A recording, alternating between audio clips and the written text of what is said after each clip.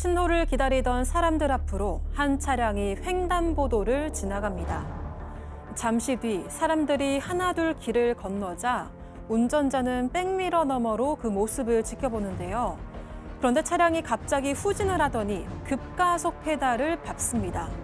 오늘 사건 연구소의 키워드는 웃음이 불러온 살인 충동입니다.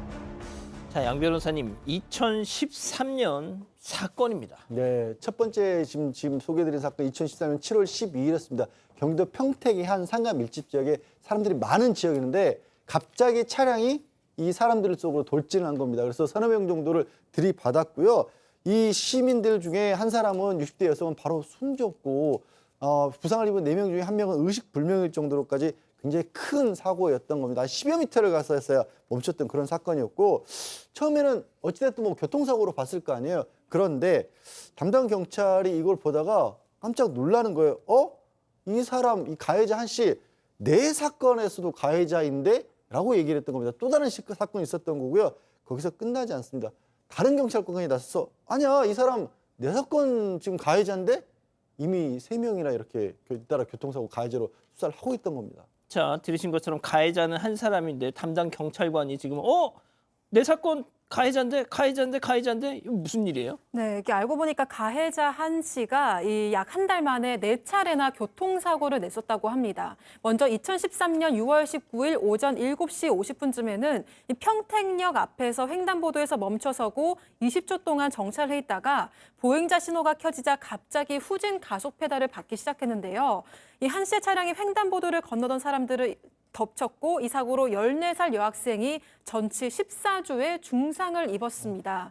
그뿐만이 아니라 7월 6일에도 이 평택 시내 중심가에서 또 한 번 급가속으로 40대 피해자를 차로 쳐버렸고요. 7월 8일에도 이 한 씨의 차량을 피해서 가는 사람들을 향해서 오히려 급가속 페달을 밟아서 또다시 교통사고를 내기도 했습니다. 자, 단순 운전 미숙에 따른 사고일까요? 아니면 고의적으로 낸 사건이었을까요? 하지만 더 충격적인 건 따로 있었습니다. 바로 사고 직후 이 가해자 한 씨의 소름 끼치는 태도, 실제 당시 목격자의 얘기 들어보시죠. 그러고 나서 차에서 한참 안 내려오더라고. 그래서 저 사람이 무섭고 막 그래서 안 내려오는구나 하고 그러다 나오더니 사람 한 명 한 명 얼굴을 다 쓰다듬는 거야. 나중에 경찰관이 왔는데 그 사람이 수없이 많은 그런 교통사고를 냈대. 그 얘기를 듣는 순간 저 사람이 사이코구나 이런 생각을 다 같이 느꼈죠. 아니, 본인 차에 치여서 쓰러진 사람의 얼굴을 쓰다듬었다고요? 놀랍죠. 뭐 피해를 확인하기 위해서 한 게 아니고 그냥 쓰다듬은 정도.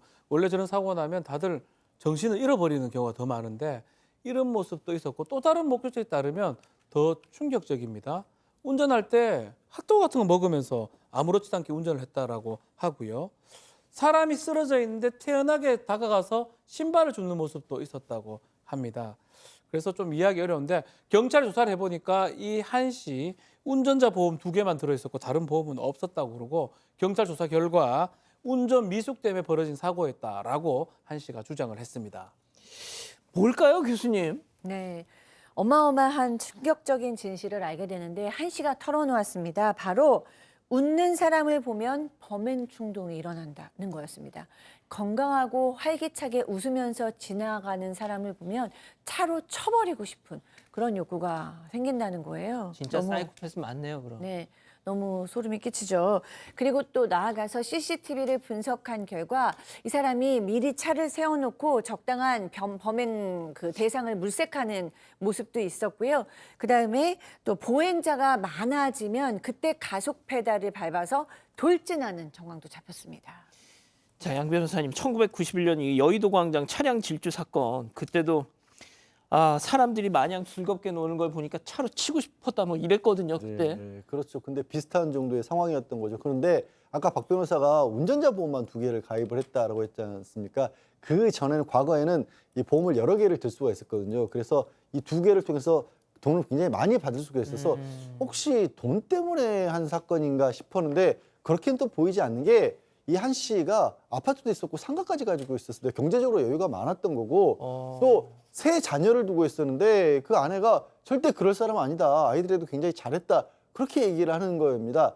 그런데 한 가지 단 이상한 점이 있었습니다. 어떤 이 한 씨가 2011년까지 조현병으로 치료를 받았던 그런 전력이 드러났습니다. 자, 그런데 이 범행 직전 버스 운전기사로 일했었다고요? 네, 맞습니다. 범행 한 달 전까지 버스 기사로 근무를 했었는데요. 그런데 더 큰 문제는 버스 기사로 일하는 와중에도 3건의 교통사고를 일으킨 적이 있었다고 합니다. 만약 시민들로 가득 차 있던 버스를 몰다가 정말 더 큰 참사를 일으킬 수도 있었던 상황이었는데요. 하지만 버스 회사 측은 한 씨에 대해서 조회를 해봤지만 이상이 없었다고 전했습니다. 보건복지부에 따르면 6개월 이상 입원한 환자에 한해서만 경찰에 통보하게 돼 있다고 하는데요. 한 씨는 통원 치료만 받아왔었기 때문에 통보 대상조차 되지 않았었다고 하고요. 또 한 씨를 치료했던 의사에 따르면 이 입원 치료를 권유했지만 강제할 방법이 없었다 이렇게 전했습니다.